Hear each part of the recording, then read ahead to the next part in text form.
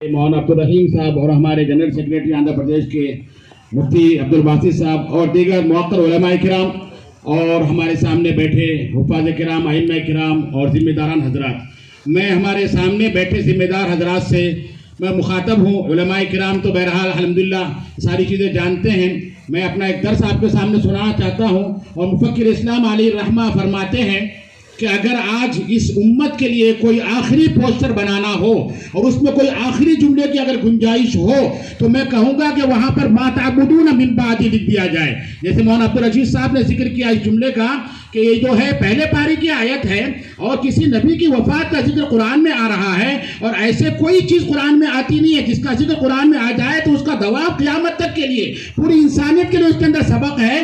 آپ اور مفکر اسلام علیہ الرحمہ اس بات کو بار بار ذکر کیا کرتے تھے۔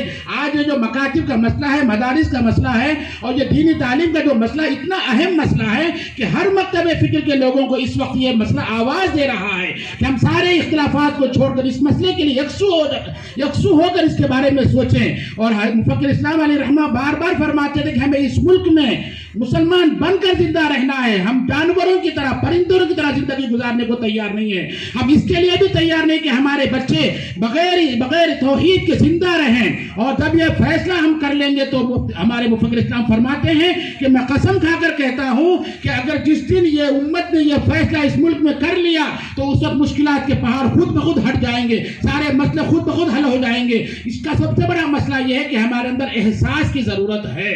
جو میں نے آیت پڑھی ہے اس آیت کے اندر گزشتہ امتوں کی کے حالات کا ذکر ہے، اس میں مختصر سے یہ بتانا ہے کہ اس وقت کچھ لوگ کیوں نہیں ایسے ہوئے جو اس وقت کے حالات کا رخ موڑ دیتے۔ آج جمعیت العلماء جس کا ذکر، جس کا تعارف آج ہم جو یہاں بیٹھے ہیں، جمعیت العلماء اگر نہ ہوتی، ان کی قربانی نہ ہوتی تو ہم اتنی اطمینان سے نہ بیٹھ پاتے، یہ ملک آزاد نہیں ہوتا۔ یہ اور بات ہے کہ ہم اپنے ہی تاریخ سے بے خبر ہیں۔ ہمارے نوجوان بچے جو غیروں کی مدرسوں میں پڑھ رہے ہیں، ان کا نصاب تعلیم اس طرح سے تیار کیا جا رہا ہے کہ اگر اسی پر انحصار کیا جائے تو مسلمان بن کر اس بچے کا زندہ رہنا مشکل ہے۔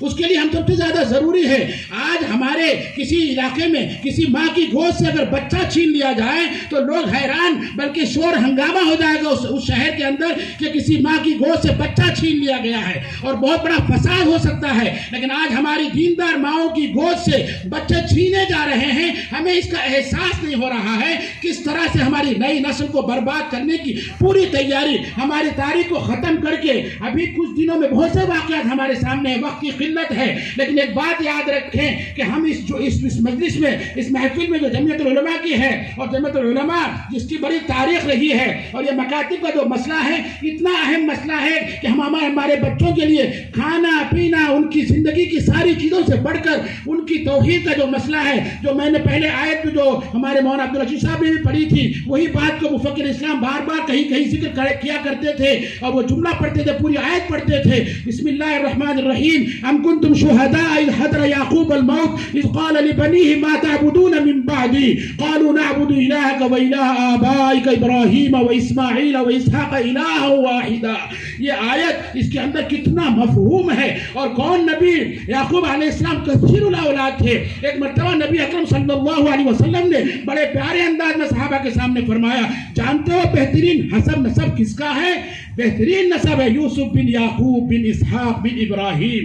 یوسف علیہ السلام نبی ہیں، ان کے بابا یعقوب علیہ السلام نبی ہیں، ان کے دادا نبی ہیں، پردادا نبی ہیں، یعنی یوسف علیہ السلام نبی، یعقوب علیہ السلام نبی، اسحاق علیہ السلام نبی، ابراہیم علیہ السلام نبی، سارا نبیوں کا خاندان۔ اور اس کے باوجود ہے یعقوب علیہ السلام کی وفات کا ذکر اللہ نے اسی لیے کیا کہ ایک نبی ہوتے ہوئے بھی اپنے بچوں کے اندر نبیوں کا خون دوڑتا ہے، اور ان کی تربیت بھی اس طرح سے، پھر بھی مرنے سے پہلے اطمینان لینا چاہتے ہیں۔ آج ہمارے بچوں کی ہمیں فکر نہیں ہے کس حال میں ہمارے بچے زندگی گزار رہے ہیں۔ ہم نے سب کی فکر کی، ان کو ہم نے ڈاکٹر بنایا، انجینئر بنایا، لیکن دینی تعلیم کی ہم نے فکر نہیں کی، اور خدا کے پاس ہم کیا جواب دیں گے؟ نبی اکرم صلی اللہ علیہ وسلم نے کس طرح سے بچوں کی تربیت کی تھی۔ امام المفسرین حضرت عبداللہ بن عباس رضی اللہ تعالیٰ کی تربیت نبی اکرم صلی اللہ علیہ وسلم کس پیارے انداز سے کہ تعال یا غلام اعلمک کلمات احفظ اللہ یحفظک احفظ اللہ تجد تجاہک واذا سألت فاسأل اللہ واذا استعنت فاستعن باللہ۔ اس حدیث کے اندر नबी अकरम सल्लल्लाहु अलैहि वसल्लम बच्चों के अंदर तौहीद को किस तरह से रासिख फरमा रहे थे।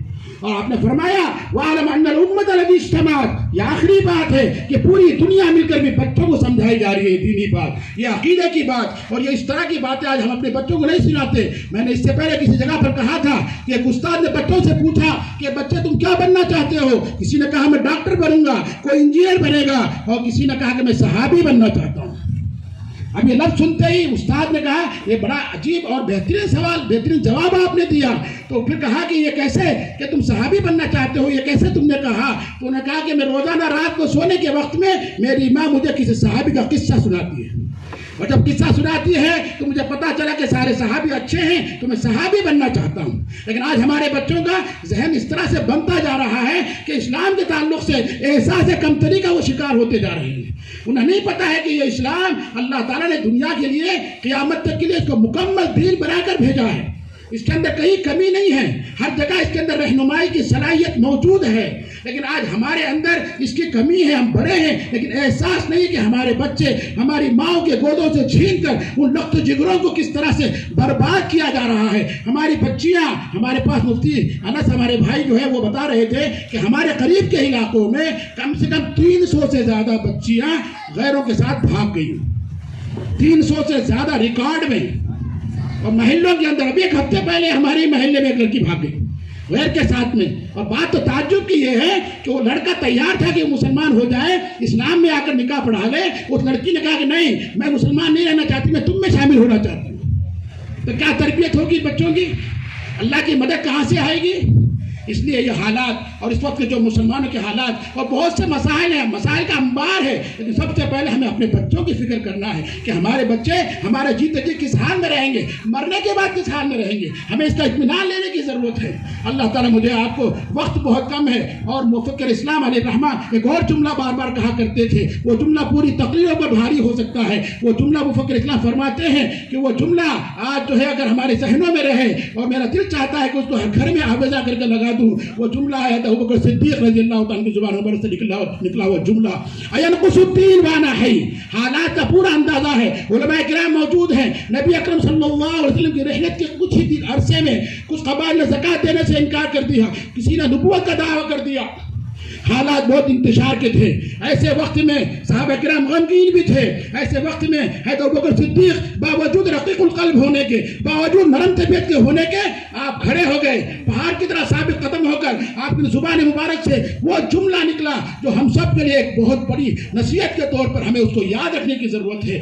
खड़े हो गए, आपने कहा यनकुसुद्दीन वाना है, मेरे जीते जी दीन में कोई कमी ज़्यादती हो मैं बर्दाश्त नहीं कर सकता, मैं इसके ऊपर तराज़ नहीं हो सकता। उस वक्त आपकी उस साबित कदमी की वजह से लोग फिर ज़कात देने लग गए। अगर आप उस वक्त खामोश होते तो लोग उस वक्त ज़कात देने से इनकार किए, बाद में नमाज का इनकार होता, बाद में दीन मजाक बन जाता। तो इसलिए हमारे अंदर उस हमीयत इस्लामी की, उस गैरत इस्लामी की ज़रूरत है। आज फ़लस्तीन के हालात हैं, वक्त नहीं है इस वक्त। हज़रत सलाहुद्दीन अय्यूबी मुफ़्ती इस्लाम अलैहिर्रहमत फरमाते हैं कि इस उम्मत में दोबारा सलाहुद्दीन अय्यूबी को लेकर आओ। आज ज़रूरत है सलाहुद्दीन अय्यूबी की तरह के ईमान की।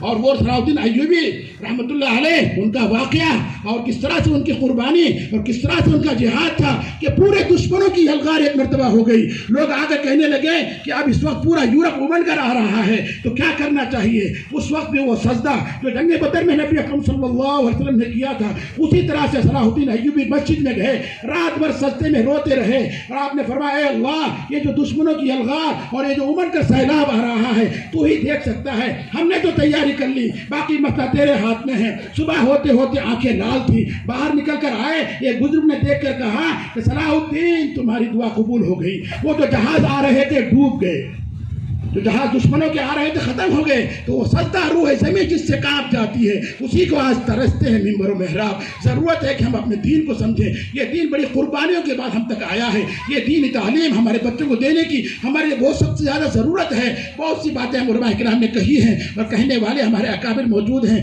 अल्लाह ताला हमको ये जो ज़िंदगी मिली है, एक सांस है, दो जहाँ का मसला चल रही तो ये जहाँ, रुक गई तो वो जहाँ। हम किस तरह से ज़िंदगी गफलत की तरह गुजार रहे हैं। गफलत हम पर طاری ہے. کب ہم بیدار ہوں گے؟ بیدار ہونے کی ضرورت ہے.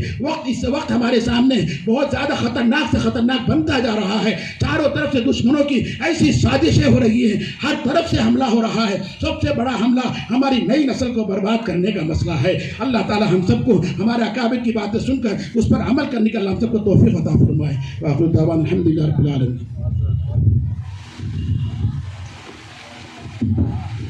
ماشاء اللہ, جزاک اللہ احسن الجزاء. ہمارے مولانا عباس